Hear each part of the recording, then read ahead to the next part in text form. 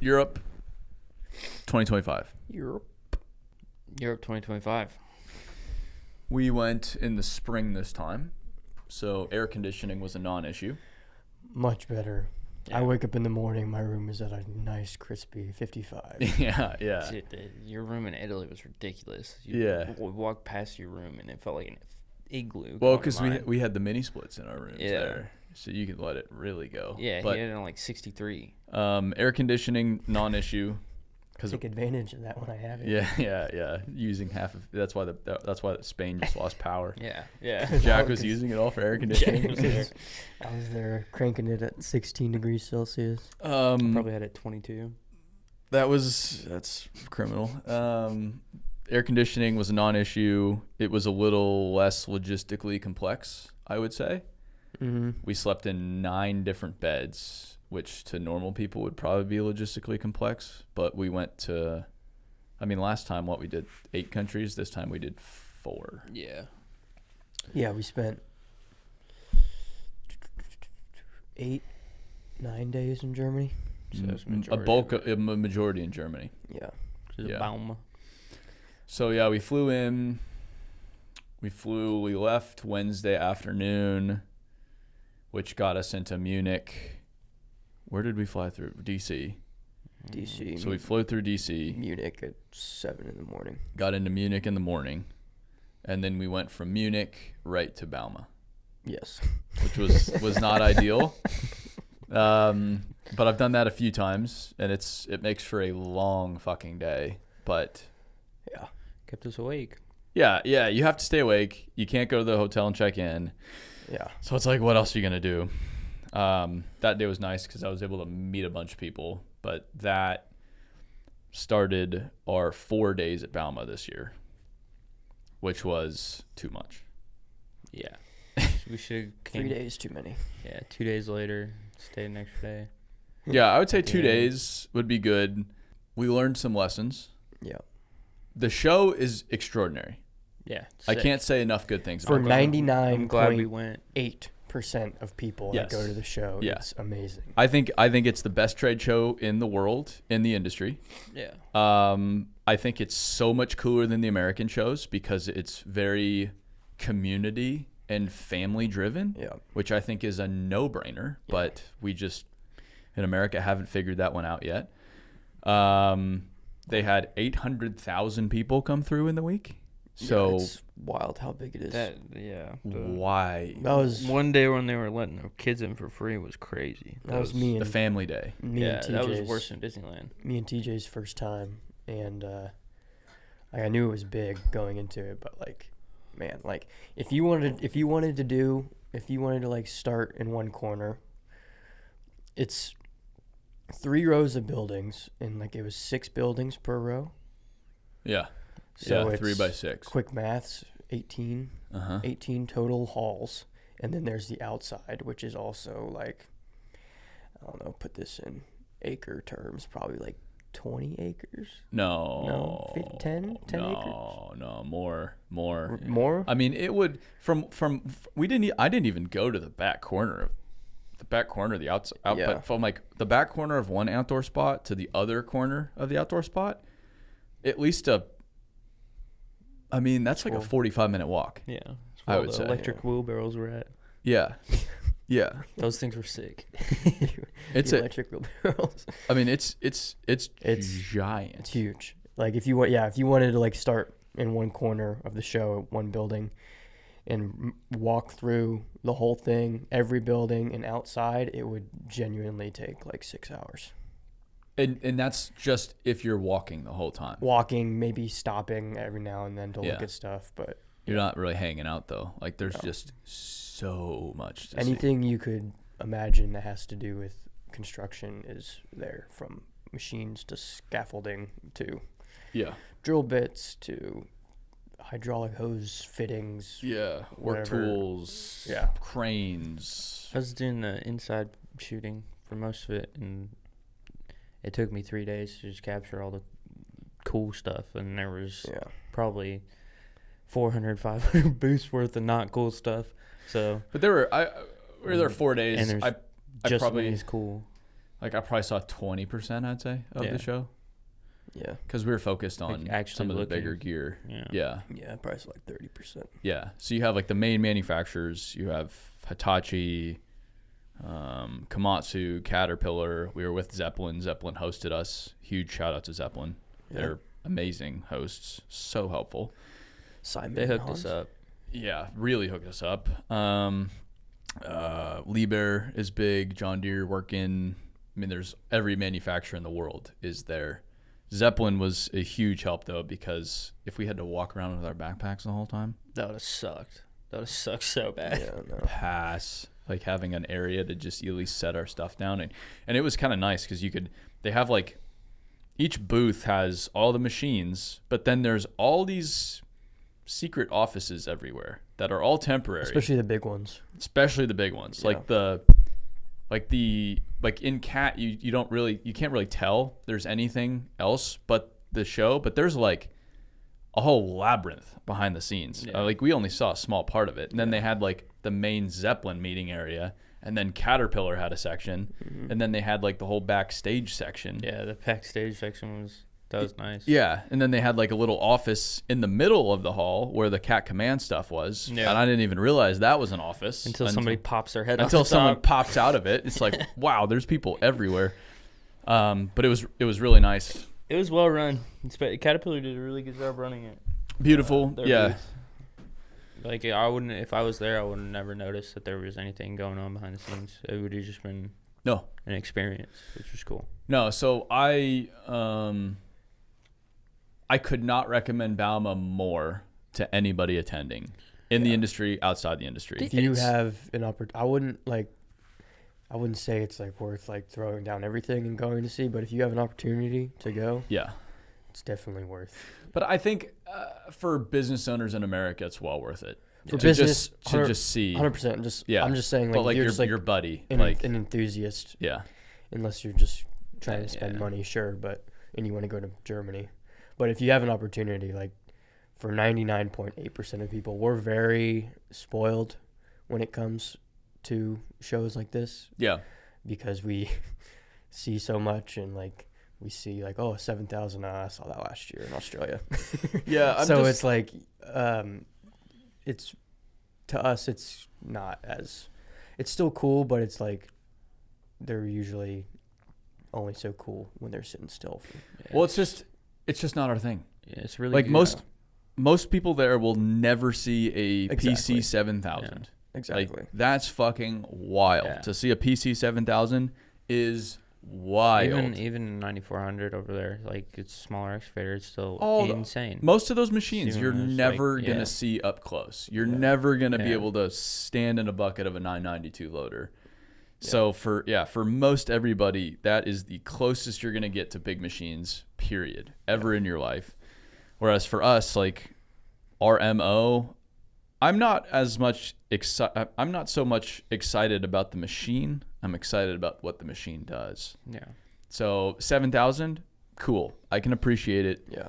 But watching it on a fucking bench in Queensland, Australia, swinging a 40 cubic meter bucket, slamming out trucks with overburden, that's where it's at. Yeah. That is way Especially when cooler. it's the fresh yellow paint on the one we saw. Oh, It just was a few weeks after commissioning. Yeah, brand spanking new. Let's go. Yeah.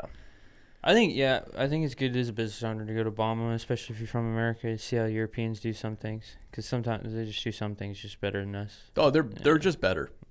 Every time I go to Europe, I'm like, yeah, they're just better. And I know people from America argue with me on that. I'm like, no, you haven't seen what they do. They're better than us. They're a lot better than us. When it comes to demolition, they are much better than us. Way better. Night and day. Way better. So yeah, Balmo's great. Not great from a content standpoint, just because it's not our thing. If we got that move out, it would have probably saved it. But Yeah, so that was the show. Then we hung out Sunday night. At that point, we were pretty burnt out of just being there. So in hindsight, I would have planned things a little bit differently. But we wanted to get the machines moving out. The last time they did Balma, they were moving them out same night pretty quick. Whereas this time, they took their time. and they moved out much later in the night, but we had to travel the whole next week. So I didn't feel like staying up all night. I just didn't think that was, and I don't know. It's like, should have accounted for the 100-year Yeah, we got screwed by that. anniversary. yeah, and So the party and had a champagne. party and champagne. So you should have thought about that. Yeah, it's always like the decision, because we're all the way in fucking Germany. Do we just not sleep and do we just hang out and get it? But then there's like, because you guys know this, it's some trips we've gone pretty fucking hard, and then there's like no gas in the tank. there's no gas in the tank. So I was expecting a pretty fast-paced few days after that, and was like, all right, they're not going very fast. It's like 8 or 9 p.m. I think if we weren't already there for 3 days prior, I think we all would have been 100% down. Yeah. To just stay as long as we needed to. Yeah, but like 4 I think full days. I think we were all like, oh We were my god, peopled out. I think we were all like at the point where I was like, dude, get me the fuck out of Balma. Yeah. Just like It's too walking much. through, and you're getting touched by so many people indirectly. You're like, okay, I'm okay. Oh, there's so many. It's just mentally exhausting. Yeah. Like the Saturdays, but you couldn't walk. Yeah, on the day where that's the coolest part about Obama is they let the people in for free. It's some kids in for free. I don't know if but it's then free, like, but it's or like way cheaper. very It's discounted. like 10 Yeah. euros. Yeah. 15 euros. Yeah. way cheaper, and then the show is like 4 times. You thought it was bad the day before, Which is a crazy concept, because it's like, well, how do we get more young people interested in the industry? Yeah, Well, we actually let them come to the shows and see the cool Yeah, machines. and that like, day it what was a like fucking it concept. was Mine like probably Expo. 2-to-1 kids to parents there. Like that day, there were so many kids there. So Yeah. it's like, why, I don't know why we don't do that. It's so Well, then, stupid. all the manufacturers are spending hundreds and hundreds of millions of dollars on this event. The Yeah. amount of money dropped. The this amount of week. money I mean, Liebherr Liebherr just has an entire dropped on their building booth. with 2,000 employees. Yeah, Yeah. they spent 6 months building a 3-story building. Like, I think you guys thought it was like a tent before you came, and then you're walking inside the No. building. You're I like, thought it was a permanent structure, and then we were on the 3rd floor, and you're like, "Oh, they just temporarily built this." I was like, no. Just for Bama. I was like, "No fucking way." just for Bama. Yep.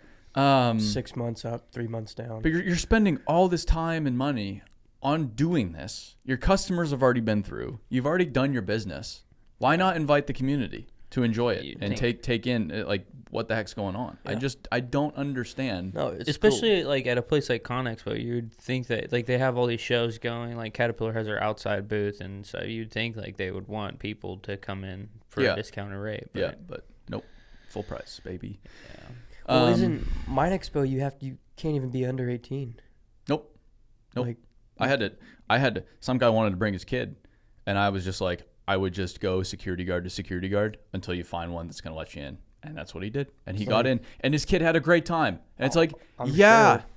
yeah, and no one's gonna sit around and be like, oh man, these kids, No, they're yeah. ruining it. I can't do my business. Yeah, Like, yeah. no. Come on. Like again, they're spending all this money to bring mining machines to the fucking Las Vegas Convention Center. It's also like the people who are actually at these shows, who are actually like doing legitimate business, like we said, are always in those backroom offices, or They're like, in the offices or the conference rooms. They're not just like Yeah. standing outside in the hall, like doing a multi-million-dollar deal right in front of the machine. Yeah, Like, yeah, and like this like kids getting in there. Yeah, they're doing it by like the tire of the 798. Like, oh, these fucking kids. It's like, no, like if there's the slightest interest of actually doing business, they take them to the VIP area. Oh, and then quote, and in Vegas, they're doing the business at like Caesar's Palace, Yeah. at a fucking suite, Yeah. or at some fancy fucking. So it's like steakhouse. there's no reason.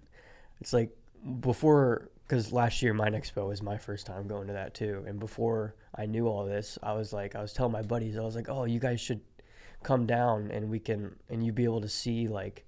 I'll stay an extra day, and you can see these giant machines that you'll never be able to see anywhere Yeah. else, and then we Yep. can spend a day in Vegas. And then I was like, oh wait, it's $350 a ticket, and which then makes no sense for somebody in their 20s. who just wants to see it? So who just wants to see It's it? like, yeah, no, I was like, never mind, guys. It's such a bummer. It's such a bummer. Yeah, Ticket price is so high, it doesn't leave any room for $3 minimum bets. yeah, dude. What are you gonna put on the roulette table after that? Anyway, so we see Bauma. We wanted to get machines moving out. We didn't get machines moving out. Yeah, That was a bust. the Monday morning. So that was Sunday, Monday morning. We leave the hotel. We go to the Munich airport. We fly to Cologne. Oh, yeah, yeah. Because I've done that drive a few times. I didn't need to do it again. Yeah. We fly to Cologne. The plan was we were going to spend the week with Zeppelin. They had arranged some customer visits. Based on our visit last year, I was like, all right, I want to see X, Y, Z. Yep. The first one was a guy personally that has a 994, an old 994. So not the next gen, which is much bigger than the old ones. But the old ones are still a 994. It's a personally owned one.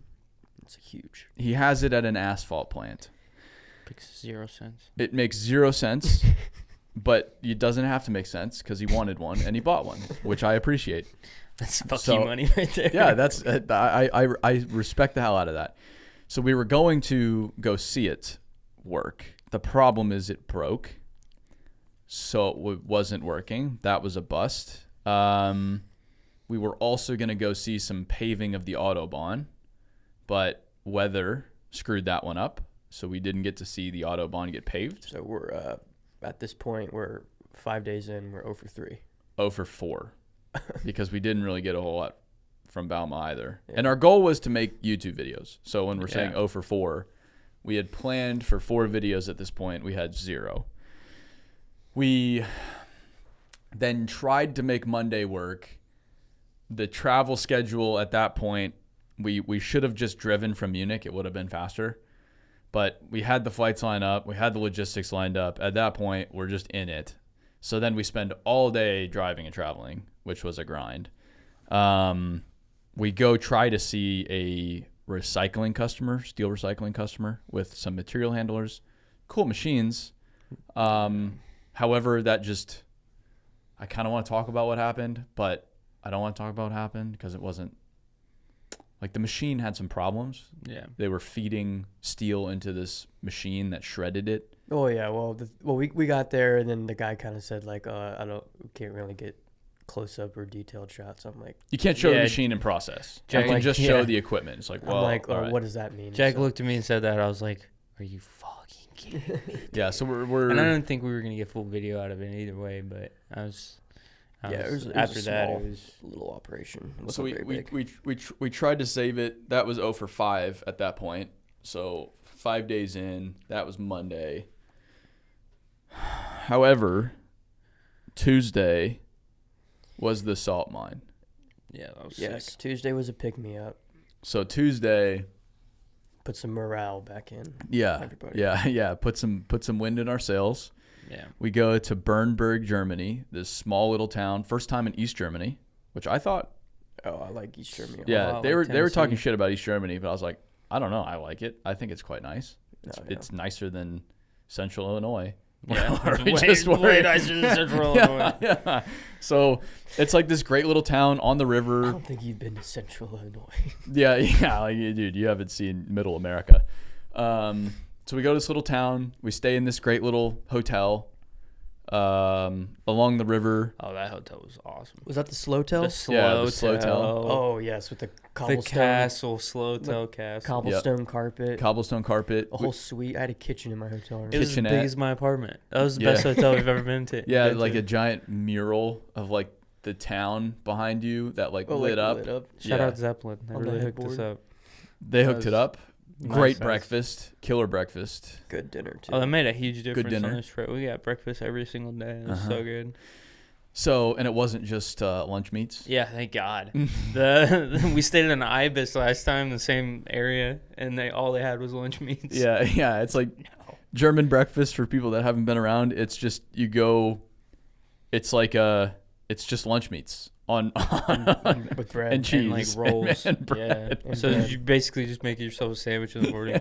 I saw a German dude making himself a sandwich. I was like, all right, I'm gonna try this. Cold cut sandwich for breakfast. So we go to the salt mine. 10 out of 10. Yeah. 10 out of 10. One of the senior executives for K+S was there to join us for the tour. Which that's a first. Yeah, she was great. She was great. Yeah. Massive company. She's got a lot of things to do. She comes for our tour. We go get dressed in the white clothes. We go down 500 meters into the earth, which is like 1,700 feet, 1,800 feet. It's pretty far down. Quarter mile, more than a quarter mile. Yeah. You're safely underground, and you drive to the mining area. The mining area was unbelievable. It was one of the cooler things I've ever seen. The only thing I could even slightly compare it to is Mammoth Cave in Kentucky. That's the only time I've ever been underground with ceilings even close to that high. Yeah. And I still don't think they were as high as those. Yeah. It was incredible. It was incredible. 37 meters? Yeah, 37 meters, so about 140 feet. 140 feet. Yeah. Yeah, so like 13-story building underground. Underground. And they had hundreds of these rooms underground. Yeah. Oh, yeah. Hundreds of them. Yep. You go through these massive moving metal doors, and they open up, and it feels like a dystopian movie when you're traveling underground, and you just see massive vault doors just open up. Well, you're driving around in a open top Jurassic Park style G Series Mercedes. Yeah. Jurassic Park style. Yeah. So no top. And then the driver, like to open the metal doors, there's like a little cord hanging from the ceiling. So you drive up to the cord, you pull the cord, and it's like, and the doors open. And to close them too. I don't know if you noticed the guy behind us. When we went through, he would always stop because he pulled it again. Pull the cord to close them. Yeah. It went from like 80 degrees to like suddenly 65. You're just driving, and the temperature just drops, which was like really weird to be, because I took off my jacket going underground, because whenever we've gone underground, it's hot. Well, it depends where you are, because that's where the ventilation was. Yeah. So that's where they were forcing the cold air from the surface down into the mine. Yeah. So you could tell where the fresh air was. Yeah, you can immediately feel it. The mine air, because the mine, when you go underground, it's way warmer, like way warmer than the surface. Yeah. So they mine these rooms out, underground loaders still, because the tunnels are quite tight. So it's all LHD work. Yeah. Tunnels are probably like 15 foot ceilings. Yeah, pretty. Yeah. But these LHDs can load and carry as much as a 992, but they look a lot tiny. They look tiny. They look tiny, but they don't look tiny when you stand up next to them. Yeah, they're huge. It's like take a 992, put it in Photoshop, and then take the top slider and just squish it down. Yeah. But I mean, because they look small, it's deceiving. But you're like, no, it's the same carrying capacity as a 992. You're like, oh, okay, that makes sense. That's a big loader. So, and they have these loaders working all throughout the mine. It was really dusty, really salty. But the interesting thing about the salt was that you don't need a respirator, because it dissolves within your body. And they have all these studies proving no long-term effects on blood pressure, nothing of the sort. So you can breathe it in, and then it dissolves within your body. You're good to go, because it's pure salt, which I had not at all considered. Yeah, I mean, we literally picked a piece off of the ground and you could eat it. Tried some. Yeah. Unless you're a drone. If you're a drone, you're not. It's very salty. I think salt does not dissolve. I think the drone was headed downhill before that, though. Yeah, maybe. It started. The problems really started right there, though. Yeah. So they produce this salt, hundreds of thousands of tons a year, for de-icing, for roads, for food, and for water tablets, water softening. And they gave us some boxes of salt. Yeah. That's why I waited in that 2-hour line yesterday at the airport, just for that box of salt. Now you can cook with it. Yeah. Straight K+S German Bernberg salt. No microplastics. No microplastics. Yeah, that's what they said. They said sea salt has microplastics in it. Yeah. Whereas rock salt does not. So no more sea salt for me. Rock salt only. She knew a lot. I was really impressed with their CEO. She knew a whole lot. Yeah. And she was very humble. She was very open to learning from the other guy too. Yeah. Really cool. Everybody was fantastic. The tour, VIP tour, 10 out of 10. I cannot say enough nice things about K+S. They're a massive mining company. That was a massive mine. Usually we don't get the best of service. We're kind of an afterthought a lot of times, I feel like. Or like the very big places, yeah. Yeah, or it's like, listen, we've got fucking production. And I get it. Like, I don't take it personally. Yeah. But it's also, it's like, hey, if you guys work with us, we're going to make you look better. Yeah. Like, the more you give us, the more you're going to get in return. Like, it's a two-way street here. And so if you're not very helpful, we can only do so much. Yeah. But if you're very helpful, we can really do something cool together. And I think this will be a fantastic video. Yeah. No, it'll be great. So that was a salt mine. At that point, we'd got one video. We were starting to win. We were starting to get back on track. Next day comes around. We're supposed to go see a power plant demolition project. We get there. They have a 60-15 with the biggest shear I've ever seen. Yeah, that was ridiculous. Way too big for this. like compared to the 390 shear we just saw the other day. Yeah. Way. It was like 4 times as big. Way. It was huge. So not a lot was going on that day. They were in between some stuff. They had imploded the cooling tower the week before we got there, of course, because why get there the week they're imploding the cooling tower when you can do it the week after and it's just a pile of concrete. We got there on asbestos week. It's like they're just doing straight abatement. They can't do anything on the power plant until they get rid of all the asbestos siding on the entire power plant. So that's what they're doing. Yeah. We asked the guy who's kind of like having to get shit done. He's not really there to be a tour guide. Again, I get it. To then fire up the 60-15 for us. And the battery's dead. Yeah. So I mean, it wouldn't have mattered. That thing wasn't lifting up that shear. There's no way on God's green earth that thing was going anywhere. Yeah. And if it was, the back end of the machine was tilting up because that thing was the shear was way too big. Yeah. Way too big. Yeah. So we didn't get to see it. That's fine. Yeah. But that took the wind out of sails a little bit again. Yeah, so we were heading the wrong direction at that point. Then we go, and we're in Hanover, Germany now. But then we go see north of Hanover the rail excavator. Yeah, that's where the trip really turned around. Which was very cool. That was awesome. Yeah, that was cool. Yes. It makes the rail excavators in America look like kids' toys. Yeah, it was sick. Well, the ones over here are just normal excavators with a high rail setup. Yeah. Those are like specifically. It's probably the most custom machine I've ever seen. Big fan of the buddy seat. Yeah. So it's a 2-passenger excavator. Yeah. The second seat is behind the operator's seat, which is funny. Yeah. Has its own door too. Has its own door. Yeah, it's straight up its own cabin. Yeah. Behind.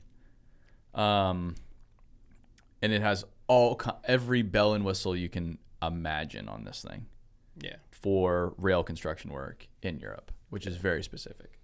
I was sitting in the back seat and I can just see the big red stop work button, and I'm like so tempted to hit it, but it was just like I was like looking at it like if I bump this is within 2 inches of my hand this entire time. If I bump this thing's just gonna stop. Well, I got in and I immediately pressed the horn button. Yeah, it's right next to it. But it didn't work. Yeah.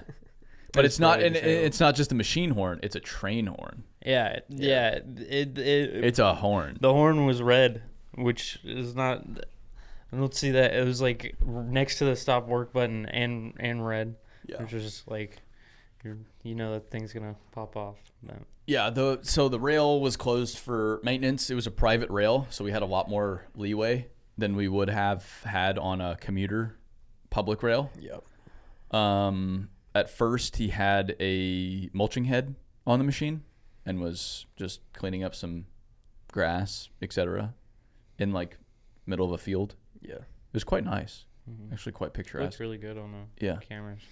And then they're like, "Do you want us to put something else on?" We're like, "Sure." Yeah. Hell yeah, brother. So they get in the machine and they tear down the track.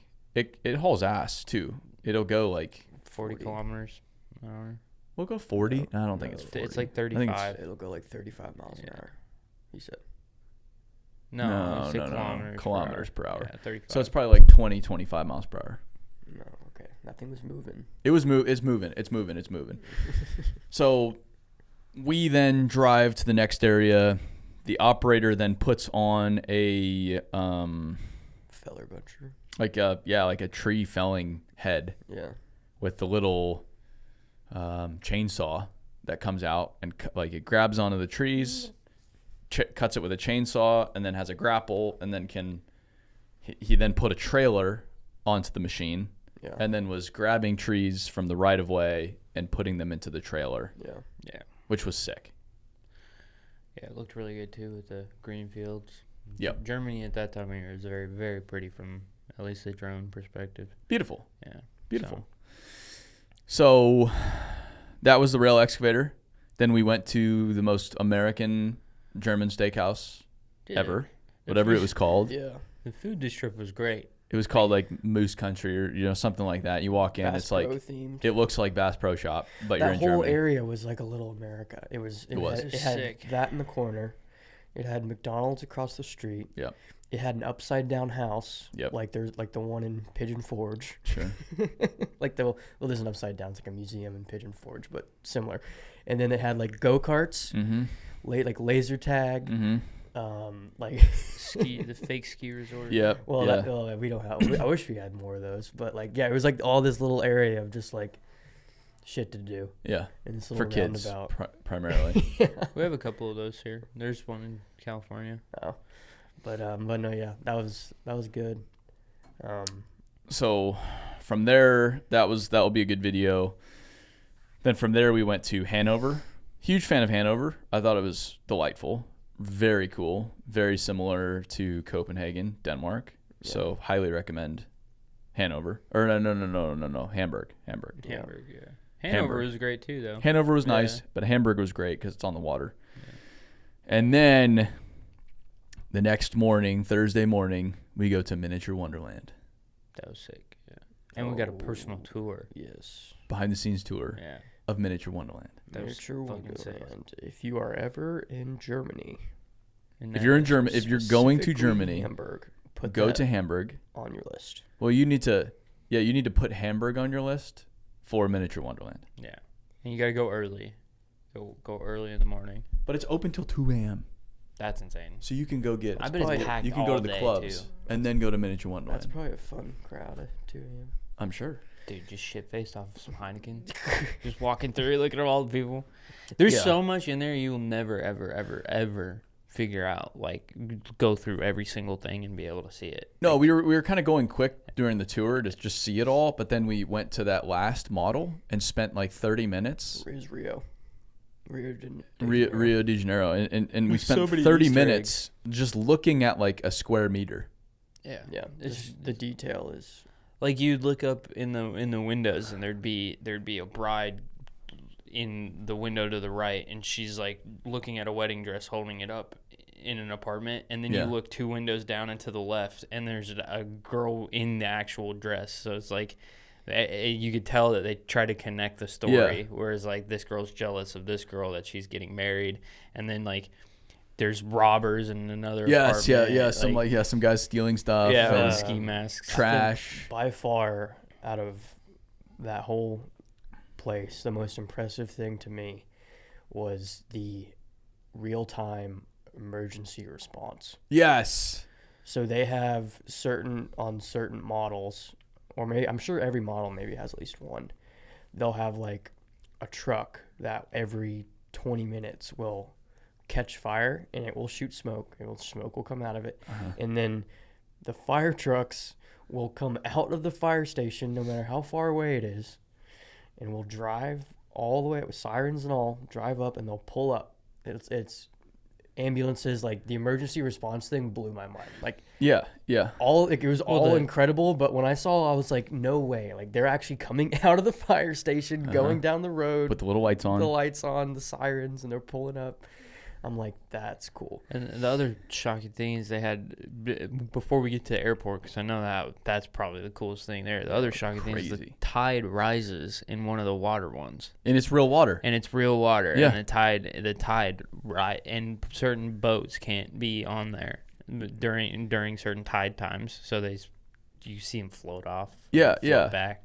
Yeah. So the whole place is, I thought it was like one model where you like walk into a room and it's like a model. You're like, wow, this is pretty cool. It's all scale model. Yeah. So it's the biggest like scale model train setup in the world. This place. Yeah. They have 450 people that work there. Yeah. Just building these fucking models. That's how much and they've been building it for decades. But it's just rooms. Every room is a different model. It was endless. And they're still expanding. Still expanding, but it takes years for them to build just one. Like the model we saw, wasn't even close to being done. They're like, yeah, we've been working on it for 2 years. It was Chile, wasn't it? Something. Yeah, South America somewhere. South America. But each one of these is set in a different place, and it's these massive scale models. So there's trains going through, there's cars, there's people, buildings, everything happening and all over. The people are like individual, like we're not just like copy and paste. Mm-mm.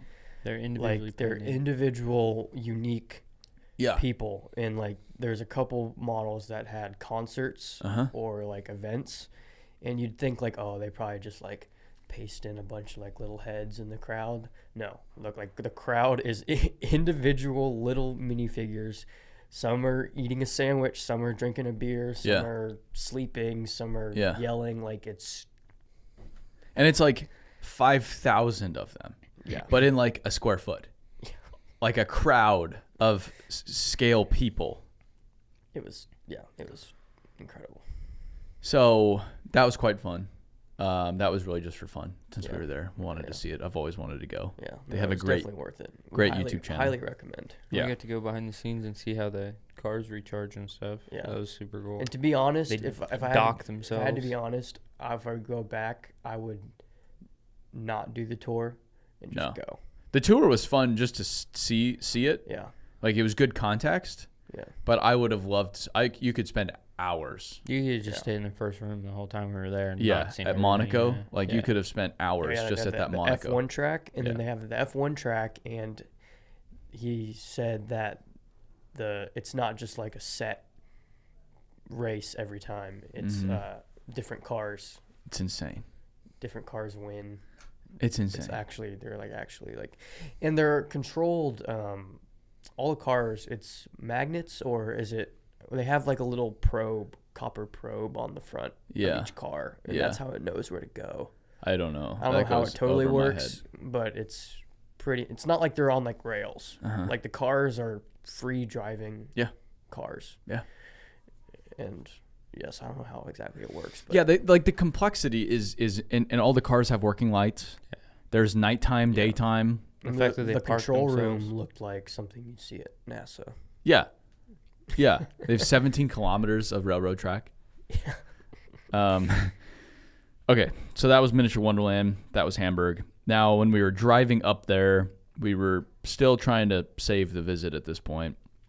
And Simon mentioned that Hagedorn demolition company we had visited before but didn't get to see a lot of because of weather. Go figure. Yeah. Rain in Germany. That never happens. Because of weather, didn't get to see them. We know they're a big demolition company. And he was like, hey, they might be doing something big in Hanover. So looked into it. They were doing something big. They were demolishing a bridge over Easter weekend. And I thought we were screwed Easter weekend because Europe has Friday and Monday off. So I thought we were going to have 4 days of nothing. But because of that, Hagedorn was demolishing this bridge to get rid of it, to not disrupt the town while everybody was off.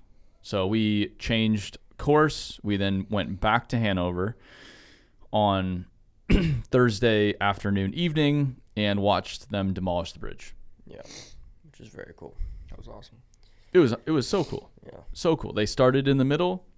They had 2 349s with processors that just started munching in either direction. And then they had all sorts of other excavators grabbing all the steel, cutting it up, processing concrete, hauling it off. And while we were there, they made a ton of progress. I mean, really opened it up when we were there. For like 3-4 hours. Mm-hmm. They got 10 about it. And it was right next to a bar. Yes. And people were just outside watching. It was, I mean, you could throw a rock from where the people were drinking beer to the 349. Just you could lob a rock. It was not even a throw. No. And it was close. You'd walk by the bar, and the bar was empty on the inside, and everybody's sitting outside with their beers, just watching the construction equipment. Yeah, like 30 people. I mean, it was like a crowd the whole time. I got a bunch of crowd photos with machines in the background. It's quite cool. I filled up like an SD card and a half just shooting there. Yeah. It's one of those rare sites where you get on and you don't really have to move, and there's just so much shit going on. It was like a textbook example of European demolition. The planning was perfect. The execution was perfect. Equipment was perfect. And everything about it made perfect sense. The dirt under the bridge was really cool. I hadn't seen that. Yeah. Packed up the dirt and then eating it. It was an overpass, so it wasn't super high up, but they had built up this. They'd brought in dirt and built it all the way up underneath and compacted it underneath the overpass. Yeah. So for two reasons. One, so the overpass wouldn't drop and they would cause vibrations to the buildings that were very close to it. But then two, the 349s could just work at the same elevation of the bridge, making it more efficient, which I thought was brilliant as well. I was like, that's great. So and you could stack 3 on the same end of the bridge, 3 excavators on the same end of the bridge, and not have to like worry about getting in anybody's way, because there's dirt ramp on this side and a dirt ramp on this side, so you can have an excavator here, an excavator here, and an excavator here, just munching away at the bridge. Well, and it's just safer too, because you're not dropping concrete anywhere. You're not working at heights. You're just munching along as you go. Yeah, it was good. It was really efficient. One guy doing rebar, one guy just munching concrete, and one guy loading it up. It was amazing. Turning and burning. So that was Hagedorn. That'll be a great video. Very excited about that one. And then there's McDonald's nearby. Yeah, you guys. Yep. Chicken and cheese buns. We hit. There was a lot of McDonald's going on this trip. We sampled everyone. Yeah. So German McDonald's, quite good. Probably the best. Yep, yeah, quite good. I would say they have the best McDonald's. German McDonald's is on top. That's why I mentioned it. Then couldn't let it go. Friday we drove from Germany to Belgium. Spent the night in Brussels. I'd never been to Belgium, never been to Brussels. Mm-hmm. It was okay. Yeah, it's all right. I mean, it was fine. Like, I wasn't. It was a European city. It was a European city. Wasn't anything crazy. Yeah. Home of the EU. So got to see that. Then the next day we drove to Rotterdam. That place was sick. Rotterdam was cool. Rotterdam was very cool. Yep. I've always wanted to see it, so we got to see Rotterdam, which was very nice. Yep. Then from there we went to Amsterdam. Amsterdam was cool. Yes. Amsterdam was cool is an understatement. It was sick. It's quite the place. Yeah, it's quite the place. It's a different world. It's kind of like a Vegas vibe. Like I feel like the town is pretty touristy. Like I feel like people from the Netherlands don't go into Amsterdam, Amsterdam. Yeah, not where we were. Or it's like Nashville here. Like no one that lives here goes near downtown and Broadway. Yeah, but here's the prettiest city I've been in.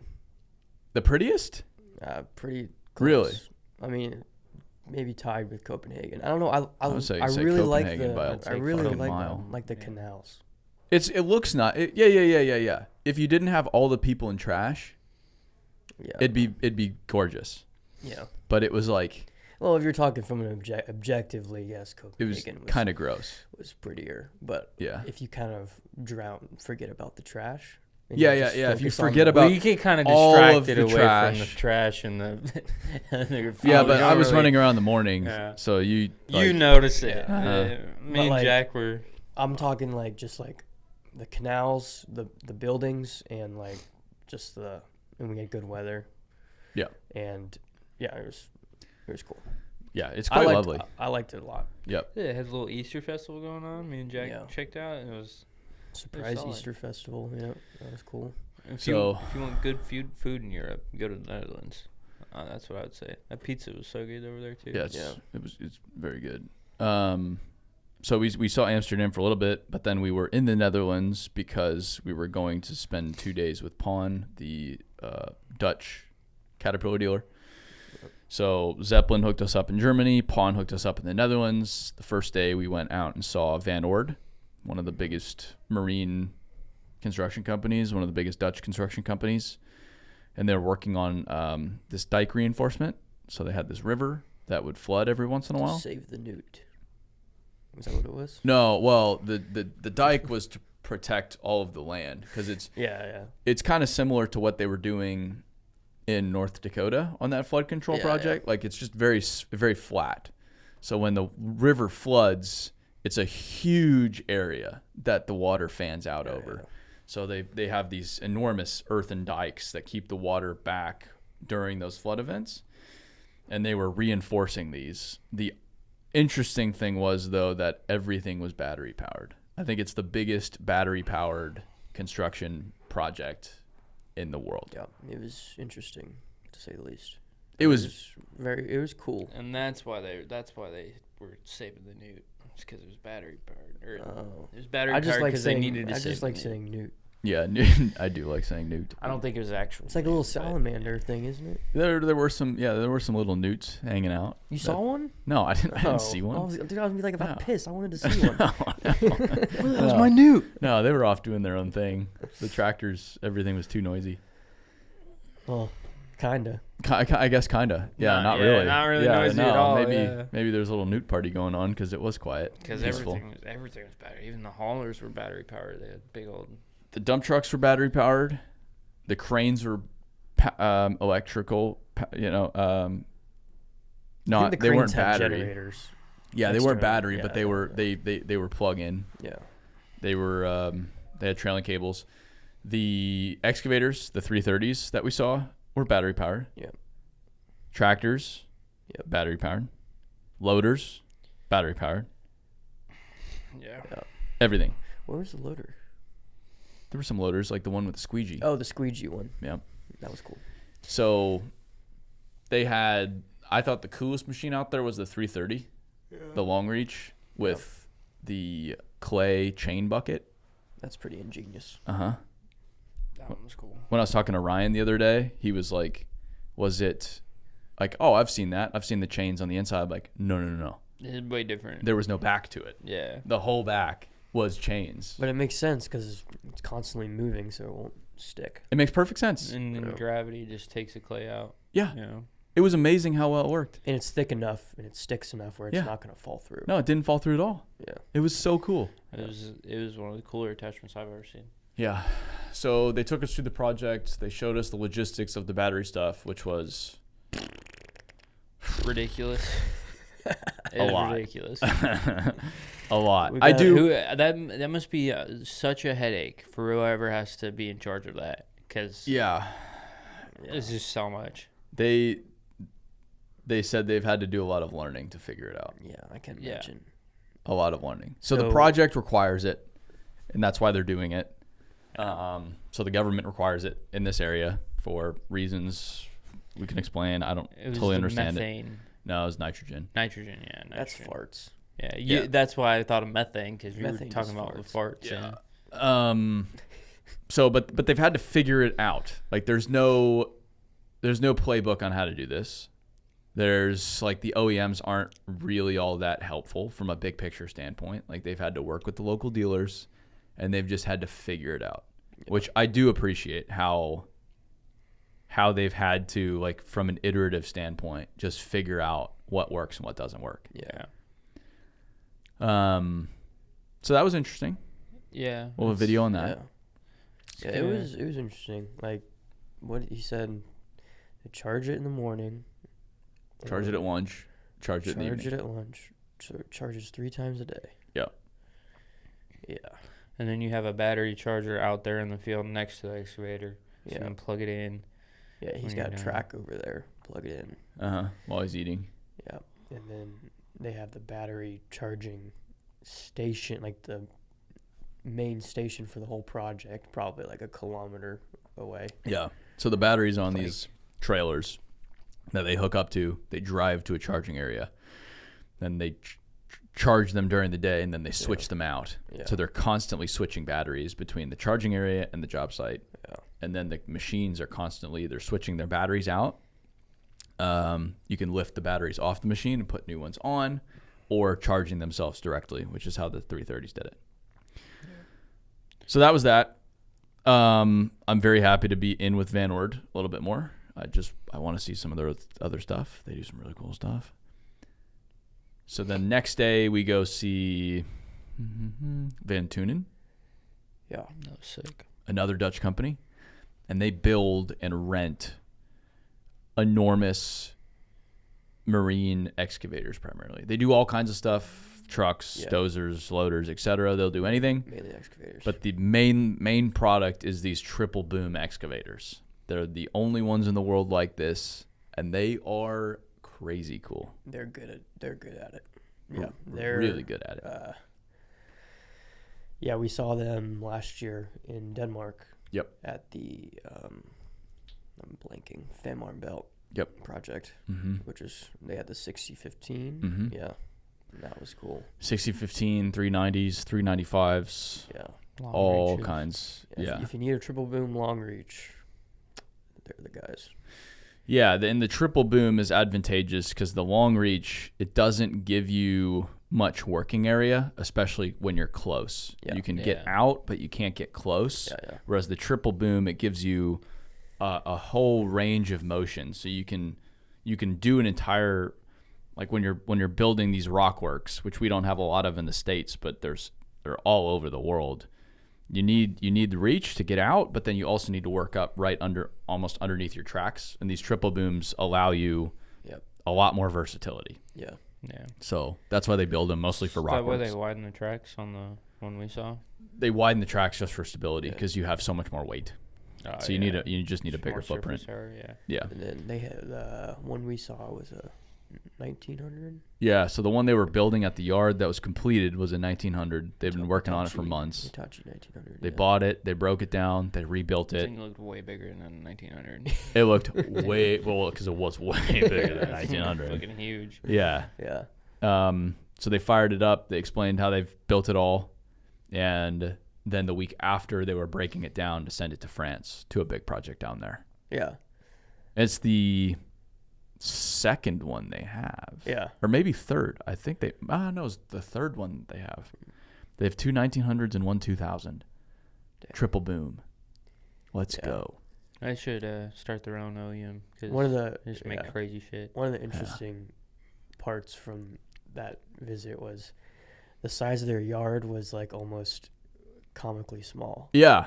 Like, That was hilarious. Because like we visited Van Tunen last year in December, Denmark, and they had tons of machines out there. They're all 6015, 390, these big excavators. And then you were telling us like, oh, we're gonna go to their shop or like where they build them. I'm like, oh yeah, this is surely gonna be like a decent sized place. They build massive excavators, so it should be decently sized. Yeah. It wasn't all that. Like they had it. Like we walked into the front office, and then you walk out of the back door of the front office, and then it was just the Hitachi was just sitting there, and it was like they had a 6015 in the parking lot. and it was the Hitachi was just neatly placed, like perfectly where it could fit. Like I don't think it couldn't really fit any other way. But it was diagonal. Yeah, because it couldn't. Yeah, it couldn't fit it all the way. They had way. 4 45-ton articulating truck beds just sitting on a shelf. Like yeah, like and 3 shelves up. Yeah, They 3 had- shelves up, and then like 20 million worth of buckets just all sitting tightly there. stacked, and then Tightly stacked, yeah. In the back, they had probably 6 or 7 OEM booms. Yeah, just chilling. Stacked so within like a inches of Lego. each other because when they're done, when they Yeah. want to sell it, they just put the OEM shit back on it Yeah. and then sell it. Yeah. And then they had another 6015 they're working on, and then another 6015 that was brand new with the plastic on the seat just sitting there. They're like, we just haven't got to it yet because we've been so busy building this other stuff. It's like, what a crazy place this is. And it's just like, I can't think of like what to compare it to size wise. Like, not even as big as like a Walmart parking lot. But that's what's so impressive about this is they build these massive machines, these triple booms, only ones in the world, No room. with this pretty small footprint. Like the amount of work they do within this footprint is incredible. Incredible. Yeah. It's like probably like half a Walmart parking lot. Yeah. Yeah. Like, yeah. Or if you're talking total square footage, like it was, and like you said, like they had this one side was just these massive shelves with buckets stacked inches within each other. But every bucket imaginable. All the He goes, all the I didn't know grapples. I didn't realize how many we had until we got them all in the yard, and that was a lot of buckets. Yeah. Dude. But they rent equipment, so ideally they don't really need much space because ideally the machines are working, which they are. Like the machines are out working, doing the job. So they're only, and when they bring machines back, they rebuild them and then they send them back out. Like all these machines are really built for jobs. Yeah. And if they do sit there, like they don't have the booms on them. No. Other than the Hitachi, but the Hitachi was about to leave. Or they just finished. They were making sure it was good to go. Yep. And then they were going to break it down. So that was Van Tunen, which was great. Then from there, went to the airport, flew to Rome for the final stop of the visit. Yeah. Next day, we drive out to Despe. You can't forget to mention that we decided to go to Rome the day after the Pope died. So the Pope died Monday, and we flew to Rome on Wednesday. Okay. Yeah. Almost so the day after the Pope died. It was an interesting time to be flying to Rome. That's for sure. The airport was packed. Yeah, the whole place, Rome was packed. Yeah. I've never seen more police, more military police, more soldiers within a urban environment than I saw in Rome. And how many cop cars. I knew the Pope was a big deal, but I didn't think it was like that. Oh, no. Yeah, everybody was there. It was crazy. But the next day we go see Despe because they have the Jumbo built by Lorini. So I talked with my friend Marco Lorini. He connected me with Despe. Despe said, come on out. And we saw their 6015, which it starts as a 150-ton machine, but this is a 300-plus ton machine. Probably the biggest 6015 in the world. I think it's the biggest demolition machine in Europe. Yeah. It's a monster by weight. The stance on this thing was probably at least double what a normal 6015 was. It was giant. That shit was so funny. We got on the site, and within 2 seconds, the guy's like, "You want to run it?" Yeah. But no one through Google Translate. Yeah, but they couldn't speak English. Yeah. We can't speak Italian, so we do the entire trip, the entire visit through Google Translate, which worked out great. It worked out really good. Yeah, he was just, you hand him your phone, you'd and then spit out, "You want espresso?" Yeah. Okay. Yeah. So we see they're finished up at this point with the building demolition. They're working on the foundations, which were some of the biggest foundations I've ever seen, if not the biggest. Bunker type foundation. Is it like a Toyota? No, they said Alitalia.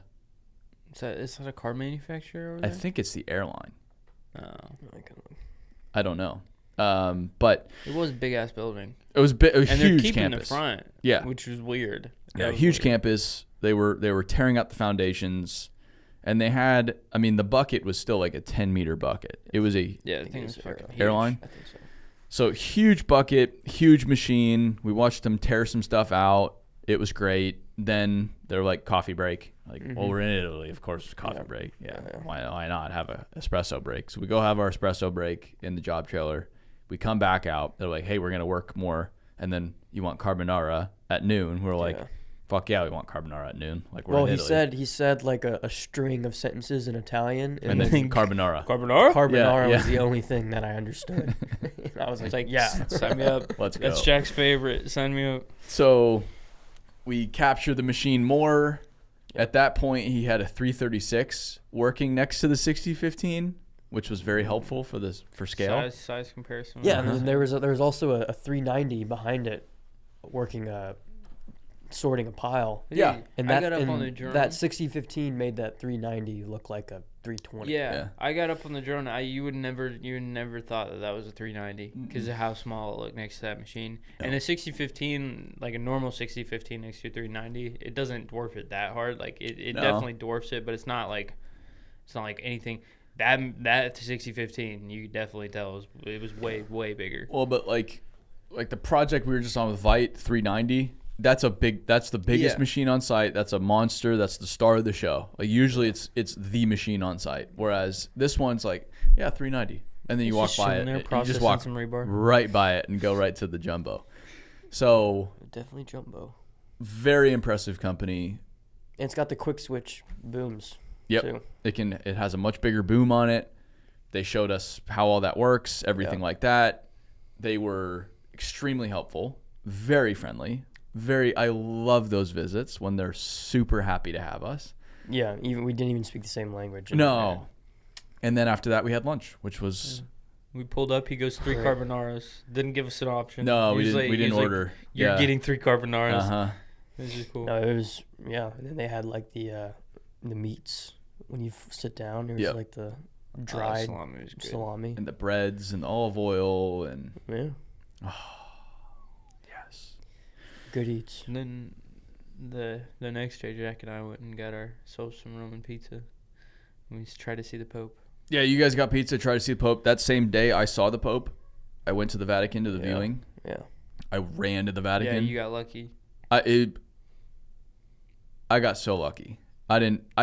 That's why I didn't know that was the line for the Pope, because I figured the line for the Pope would be like the whole day. Yeah. Because that's what they were saying on the news. I was like, I'm not even going to try because it's too long. Yeah. I'm just going to get in this line. I don't know where it's going, but it's moving pretty quick. You get in the line, 126, 20 minutes later, you're at the feet of the Pope. Yeah. Open casket. Crazy. Yeah. In the Basilica. And our experience was slightly different. Well, we went on the last day. He was open to view. Yeah, you guys got... They released an Amber Alert on their phone. Oh, yeah. Telling everybody that it was the last day to see him. It's like herding sheep. So we got there. After the fact, we found out that the first line we stood in for 45 minutes, we could have skipped if we walked 2 blocks over. Mm-hmm. And then, so we sat in that, and then we finally got in the actual line. And then we're in this actual line for another 45 minutes at least. And then it eventually leads to 40, it was like probably an hour. And eventually leads to metal detectors. And we were like, oh, okay. This is why it was taking so long. Everybody's got to go through a metal detector. Yeah. Hopefully it'll, speed up a little bit after this. And we get out into the square. And it was, we did get to see the St. Peter's Square. Yeah, you got to the Vatican. Pretty incredible in Vatican City. But yeah, when we get out, and then there's another line, and it's like, and it wasn't just one line; it was two lines converging into each other, because the line coming in from the other side of the square was converging, and then that's when it was 3 steps forward every 5 minutes, and it wasn't oh man, it wasn't crazy organized. Because this doesn't happen every day, so they don't have a system. It wasn't, but it's definitely happened before. No, so it wasn't. It wasn't disorganized for that many people. Went, but when we went, it was bad. But for that many, for hundreds of thousands of people unexpectedly converging on this one point. Yeah, it wasn't chaos. It wasn't insane. Yeah, it wasn't chaotic. They know how to herd people. The lack of signage was hard. There was no sign. It wasn't like Pope this way.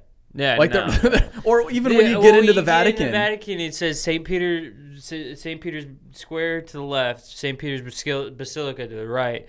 So we get in the Vatican, we go to the square, and we're like, "Fuck, dude, the line's over there to the right. It wasn't even to the left." I went through the security checkpoint, and it's like, you don't even know you're in the Vatican. You're kind of like, oh, I'm in. There's no sign that says "Welcome to the Vatican." Yeah, you drive into Illinois and it's like welcome to Illinois. Yeah. There's no sign that says poor Illinois is getting shit on this. You're now, yeah. Well, it deserves it. Yeah, after we were 100%. just there. Yeah, but incredible trip. Then we flew out next day, saw Air Force One. Yeah, that was cool. Let's go, and that was the closest I've ever been to Air Force One. No, that was cool. You got just good timing right there on that. Yeah. Right. And now we're here, back in America. And then Trump saw the Pope the next day. Yeah, and met with Zelensky. Of course you did. Did you guys see that picture, though? What? They're sitting in the Basilica. Oh, with just two shitty chairs facing each other. It's like, so funny. What? Where I just was. I was there 24 hours before this picture. Yeah. It's a story you tell the grandkids. Listen, kids. That was Europe. It was great. The Italian pollen destroyed me. I don't know what they got going over there, but Grateful to not have allergies. Dude, so we used the little Lime bikes to get around town, just because they didn't really have Uber, and their taxis were weird. We tried to get one, and it was no, you can't do this. Well, and the city was just hectic. Yeah. There was a lot going on. It was actually quite enjoyable getting around on bikes. And that's the other one of the things I do like about European cities is they're so used to bikes that you can actually ride a bike around a European city and not feel like you're going to get absolutely demolished in any second. Yeah. Like even when you're riding in like kind of busy intersections, and it's just like people are just so used to bikes, as long as you don't do anything dumb like cut across traffic.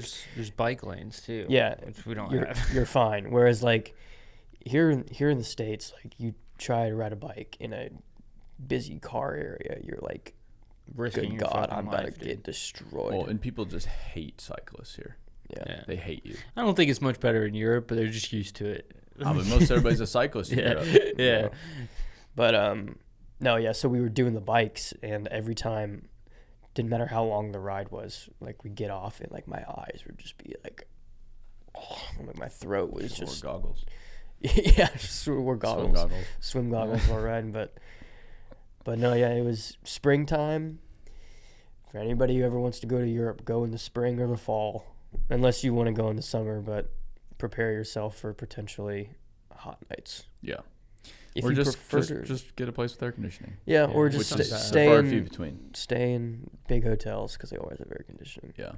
Well, most of them do. Most of them don't. Sometimes they say they do and they don't actually do. But if you like to sleep like me in 65-degree rooms at night, either go in the spring or fall, or make sure you get air conditioning. Because our trip last year was in July. And it was fine for the most part. Like usually it cools down to like the 60s at night. Mm-hmm. But there were a couple spots where I was like on top of my bed, just sprawled out, trying to get some airflow. Yeah. I'm just like, oh God.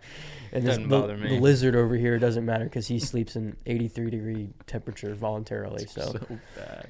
Yeah, you guys set up your fucking igloo and then have to. Yeah, and you set up your heating lamp. All right. Me, I'm just the whole time. So that was Europe 2025. Tune in to our YouTube channel.